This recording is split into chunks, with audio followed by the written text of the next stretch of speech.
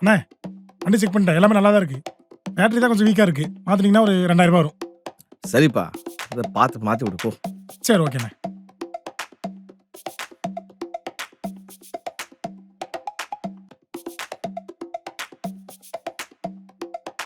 அண்ணே பேட்டரி மட்டும் போகல, உள்ள ஏதோ வயரிங் பிரச்சனை இருக்கு. சரி எவ்வளோப்பா ஆகும்? பேட்டரி மாற்றினா ஒரு 2000 ஆகும்.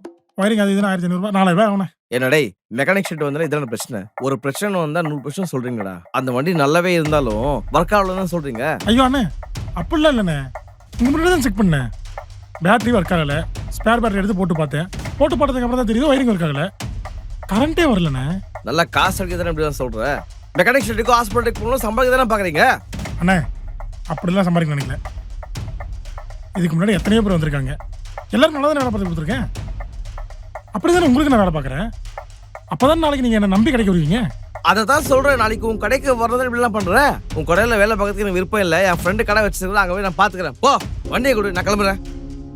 சரி எடுத்து நம்மளே ஏமாத்தோம். According to the law, as per the constitution. என்ன வெற்றி ரீல்ஸா பாக்குற? கிடைக்கிற நேரத்துல எல்லாம் ஐஏஎஸ்க்கு படிக்கிற போல. கலெக்டர் ஐ சைரன் வச்ச வண்டியில வந்துருவியா?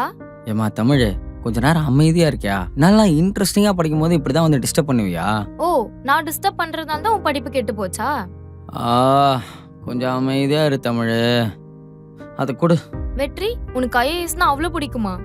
எல்லாரும் சின்ன வயசுல படிக்கும்போது நீ என்ன ஆக போறேன்னு கேட்டா டாக்டர் ஆக போறேன், கலெக்டர் ஆக போறேன்னு சொல்லுவாங்க. ஆனா படிச்சு முடிச்சதும் எத்தனை பேர் அந்த மாதிரி ஆயிருக்காங்க? என்னை பார்த்தா ரொம்ப கம்மி தான். எல்லாரும் அதை அச்சீவ் பண்றதே இல்லை. ஆனா நான் சின்ன வயசுலேருந்தே கலெக்டர் ஆகணுன்றத ஒரு குறிக்கோளாகவே வச்சுருக்கேன். அதுலேருந்து நான் மாறினதே கிடையாது. அது ஏன் தெரியுமா? ஏன்னா என் ஊர் ஒரு கிராமம், அதில் எந்த வசதியுமே கிடையாது. ஒரு வாட்டி என் பாட்டிக்கு தண்ணி இல்லாத பிரச்சனைனால உடம்பு சரியில்லாமல் இறந்தே போயிட்டாங்க. அதுக்காக எங்கள் அப்பா கலெக்டர் ஆஃபீஸ்க்கு போய் மனுலாம் கொடுத்தாங்க. ஆனால் அந்த மனுவை யாரும் ஓப்பன் கூட பண்ணி பார்க்கல. அதுக்கப்புறம் தான் என் ஊரில் என்ன மாதிரி இருக்கிற பசங்க கவர்மெண்ட் வேலைக்கு போகணும், என் ஊரை நல்லா டெவலப் பண்ணணுன்னு ரொம்ப ஆசைப்பட்டோம். அவ்வளோ ஏன் எங்கள் அம்மாவோட ஆசையும் அதான். அதுக்காக தான் நானும் இங்கே வந்து கலெக்டர் ஆகணும்னு படிச்சுட்டு இருக்கேன். உன் ஐஏஎஸ் பின்னாடி இவ்ளோ கஷ்டம் இருக்கா? ம் உன் ஊர் மாதிரி பல ஊர் இருக்குன்னு கூட இங்க யாருக்குமே தெரியாது. கவலைப்படாத, நீயும் கண்டிப்பா பெரிய ஆளா வருவ. ம் சரி, உன் அரியர்ஸ் எப்போ கிளியர் பண்ண போற? டிராகன் மாதிரி ஒரே சம்பளம் முடிச்சிருவியா? அதெல்லாம் நான் பாத்துக்கிறேன், நீ மூடிட்டு படி. ஆ நம்மளே மிஸ்டர் மெக்கானிக்